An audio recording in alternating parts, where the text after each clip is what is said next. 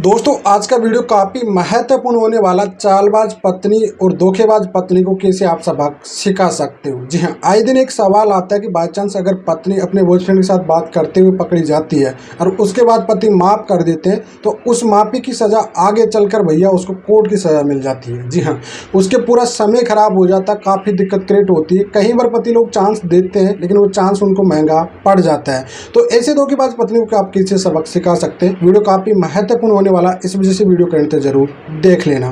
तो चलिए दोस्तों, नो टाइम पास नो बकवास, सीधा करते हैं काम की बात। मैं हूं हंस। सेकंड बात दोस्तों, कमेंट में नंबर ना छोड़े, अगर आप मुझसे ही बात करना चाहते हो, डिस्कशन पूरी डिटेल होती है, अपॉइंटमेंट बुक करके आप बात कर सकते हैं।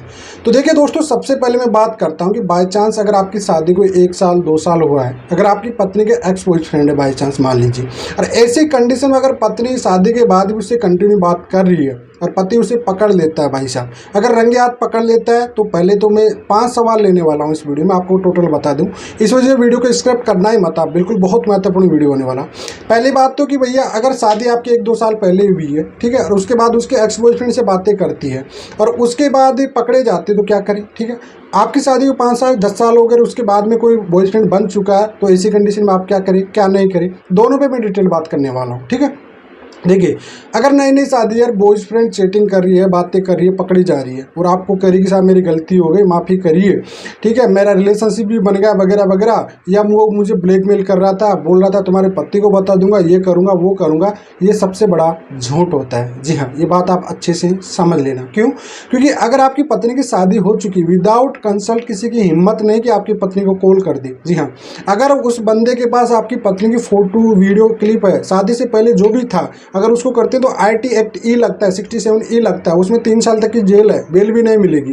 दूसरी बात, अगर आपके साथ चीटिंग कर रही है तो आपको बताना चाहिए था ना, आपका ट्रस्ट बढ़ेगा उस चीज़ को। आपकी पत्नी आपको बताती तो उसमें आपका विश्वास बढ़ता है, ना कि उसने आपके साथ चीट किया। क्लियर सी बात है। और आपको माफ़ करना है नहीं कभी भी। इस जगह आपको कहीं पति लोग आते हैं जिनका सवाल आता है कि साहब 2 साल पहले बॉयफ्रेंड के साथ पकड़ा था, माफ़ कर दिया था, अब जाके वो बॉयफ्रेंड के साथ मजे से रह रही है, मेरे पे 498 केस चल रहा है, अब मैं कोर्ट की तारीख के साथ रहा हूँ, मतलब निकल नहीं रहा है। तो ऐसी कंडीशन में क्या करें?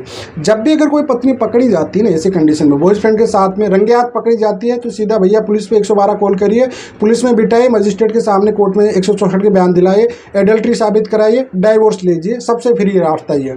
लिव इन में रहती है कहीं भी जाके, तो भैया रंगे हाथ पकड़ो, 112 पे कॉल करो और डायरेक्टली पुलिस से अरेस्ट कराइए। उसके बाद मजिस्ट्रेट के सामने कुछ कीजिए, उसकी कॉपी लीजिए, वेरीफाइड कॉपी, और तलाक अप्लाई कर दीजिए। सिंपल सी बात है, कोई मेंटेनेंस नहीं देना पड़ेगा, इजीली में आपको डाइवोर्स मिल जाएगा। लेकिन बात आ जाती है कि अगर फोन पे चैटिंग कर रही है, छुपके से मिल रही है, रिलेशनशिप बना रही है, बातें कर रही है और रंगे हाथ आप पकड़ चुके हैं, तो उसके बाद भैया सिंपल सी बात है कि जो लड़का के साथ है, आपकी पत्नी तो झूठ बोलेगी, आपको सच नहीं बोलने वाली। ये बात आप अच्छे से समझ लेना कि वो बोल रही कि साहब मेरी गलती हो गई, ये हो गई। हर कोई पत्नी यही कहेगी, पकड़े जाने के बाद आपको यही कहेगी, साहब मेरे को ब्लैकमेल कर रहा था, मेरे से गलती हो गई, माफ़ कर दो, मार दो, ये कर दो। आप एक सिंपल बोलिए कि आप उस पर केस कर दीजिए। किसी भी कंडीशन में आपकी पत्नी अपने बॉयफ्रेंड पे केस नहीं करेगी। हाँ, आप पे जरूर कर सकती है, लेकिन उसके ऊपर केस कभी भी नहीं कर सकती। तो फिर आपको करना भैया IPC 498 का केस। जी हाँ, शादीशुदा महिला को बहलाया फुसलाया, रिलेशनशिप बनाने के लिए मजबूर किया। ठीक है, सिंपल से आपको एक पुलिस क्रिमिनल केस करना है, इंडियन पेनल कोड में आता है। सिंपल सी बात है, एक क्रिमिनल केस बनता है, आएगा बंदा भागता हुआ, थर्ड पार्टी है बंदा, कोर्ट में आएगा या पुलिस थाने में आएगा, कंसल्ट देगा, बताएगा सच्चाई। आपकी पत्नी ने जो बताया वो झूठ बताया, आपको सच्चाई वो बताएगा, पूरी क्लियरिटी सामने जब आएगा वो सच्चाई बता देगा आपको। ठीक है, आप इस चीज़ में ये ना सोचें कि घर वाले क्या कहेंगे, बदनामी हो जाएगी वगैरह वगैरह। क्यों भैया, आपके साथ धोखा हो चुका है ऑलरेडी से। अब यहाँ पे धोखे पे कोई मौका मत दीजिए आप लोग, नहीं तो ये धोखा आपको बहुत ज़्यादा महंगा पड़ जाएगा आगे चल के। और कई सारे सवाल आते हैं मेरे पास इस टाइप के, जो लोग आज है ना कोर्ट कचहरी में चक्कर काट रहे हैं। पहले तो डर खौफ था, पत्नी थी, अब तो मायके पे जाके वो अपने बॉयफ्रेंड से अच्छे से बातें करते हैं और पति उनको मेंटेनेंस भी देते रहते हैं। सोचिए इस चीज़ को। तो इस वजह से कभी भी आप चांस मत दीजिए, एक भी चांस मत दीजिए आप लोग। विश्वास करना सबसे बड़ा धोखा हो जाएगा आपके साथ। ठीक है, अब ऐसी कंडीशन में थर्ड पार्टी बनाइए, उसको IPC 498 का केस करिए, आएगा पुलिस थाने में, आपकी पत्नी के थ्रू कराइए, कोशिश करिए आप अपनी पत्नी के थ्रू कराइए। 99% आपकी पत्नी की गलती होगी ना, तो 99% आपकी पत्नी केस करेगी नहीं, याद रखिए। नहीं तो केस बनता है तो मैं बता दूंगा तरीका कि किस तरह से केस कराइए आपकी पत्नी से, ठीक है। कंसल्ट ले लीजिए, मेरे व्हाट्सअप नंबर लिखे रहते हैं, मैं तरीका आपको बता दूंगा कि किस तरह से आप केस कराइए, ऑटोमेटिकली पूरी सच्चाई सामने आ जाएगी। अगर वाकई ब्लैकमेल किया था या उसके पास फोटो वगैरह थी तो भी आप उसको माफ़ करिए उस जगह पे, ठीक है, गलती थी। अन्यथा खुद का कंसल्ट दे रही थी, खुद आगे से कॉल कर रही थी, खुद मिस कॉल कर रही थी, खुद आपकी घर की पूरी पोल खोल रही थी, आपकी पोल खोल रही थी, तो भैया ऐसे को फिर तलाक दे दीजिए। सबसे बेस्ट है, एडल्ट्री का ग्राउंड बनेगा, इसमें बेस्ट बनेगा। और ऐसे लोग बातें करते हैं तो कहीं ना कहीं मिलते ज़रूर है, तो इस वजह से कभी भी माफ़ मत करिए, अन्यथा आपको नुकसान हो जाएगा। जी हाँ, अपने उसके बॉयफ्रेंड को उससे केस कराइए 494 का, बाय गेमिंग का, ठीक है। बेस्ट केस बनेगा इसमें। वह षड्यंत्र करता है, मतलब सॉरी, बाय गेमिंग ने षड्यंत्र करता है, शादीशुदा महिला को बहलाना फुसलाना, उसके बाद संबंध बनाना। जी हाँ, सिंपल सी बात है। उसके बाद भैया लाइन पे आ जाएगी, वो आके सच्चाई बताएगा आपको, एविडेंस के साथ सच्चाई बताएगा। क्यों? क्योंकि उसको बचना है भैया।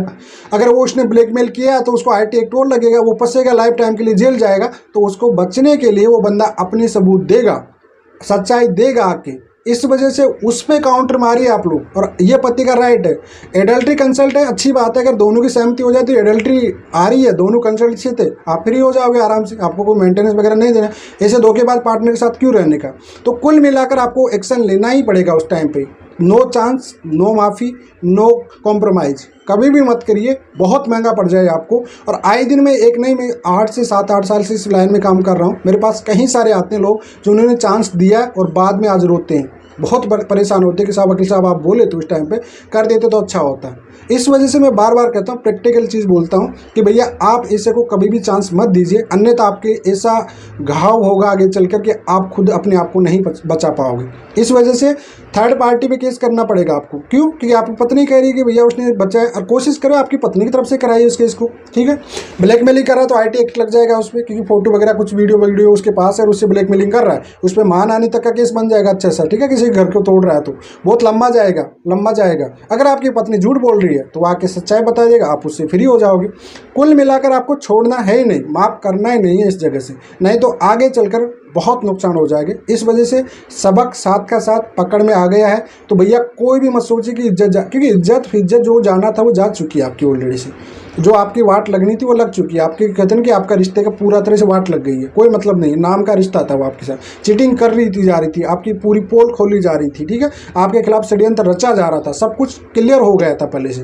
तो अब माफ़ करने का यहाँ पे कोई ऑप्शन बनता ही नहीं। तो इस वजह से केस के बिना आप उसको छोड़िए मत, माफ़ मत करिए, डाइवोर्स लीजिए इस मामले से। अगर माफ़ करोगे तो पॉसिबल नहीं है, सुधरने की उम्मीद 1% नहीं होती है, क्योंकि अगर आप एक बार माफ़ कर दी तो आगे भी ये होगा कि माफ़ कर देगा क्या मतलब, मारपीट करेगा 2 पर, इससे ज़्यादा कुछ नहीं करेगा। तो इस वजह से चांस मत दीजिए। तो उम्मीद करता हूँ आपको समझ में आ गया होगा, आप इस तरह से सबक सिखा सकते हो। अगर बाई चांस किसी के साथ लिव इन में रह रही है, रंगे हाथ पकड़ देते हो आप लोग, मैं बताता हूँ, तो 112 है, पुलिस को कॉल करिए, सिंपल सा बात, पुलिस अरेस्ट करेगी, 161 बयान लेगी, 164 मजिस्ट्रेट के सामने बयान लेगी, कह दे कि मेरी सहमति से थे दोनों की, बॉयफ्रेंड भी कहेगा सहमति से था, टेंशन नहीं है। एडल्ट्री के साथ उसी की सर्टिफाइड कॉपी निकालिए, सेक्शन 13 आई, एडल्ट्री ग्राउंड बनाई, रंगे हाथ पकड़िए, कोई दिक्कत है नहीं, बिल्कुल डाइवोर्स हो जाएगा।